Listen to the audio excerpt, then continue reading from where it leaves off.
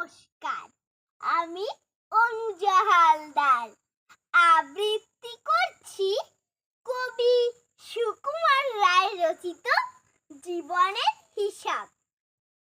বিদ্যে বোঝায় বাবু মশাই, চোরে শখের বটে মাঝিরে কান বলতে পারিস সূর্য কেন ওঠে, চাঁদটা কেন পারে কমে, জোয়ার কেন আসে।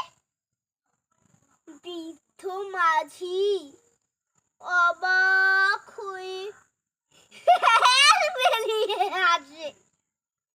বাবু বলেন, সারা জনম মরলি রে তুই খাটি, জ্ঞান বিনা তোর জীবনটা যে চারিয়ানার মাটি।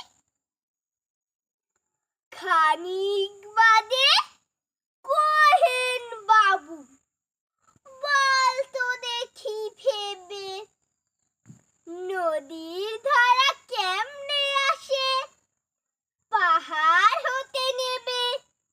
বলতো কেন লবণ পোড়া সাগর ভরা পানি। মাঝি সে কয়, আরে মশাই, অত কি আর জানি। বাবু বলেন, এই বয়সে জানিস নিও তাকি, জীবনটা তোর নেহাত খেলো অষ্ট আনায় ফাঁকি।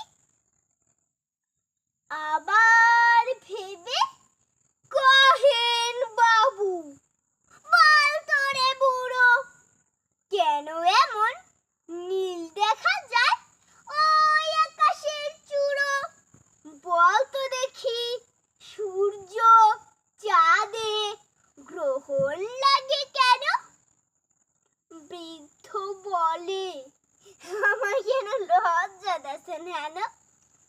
বাবু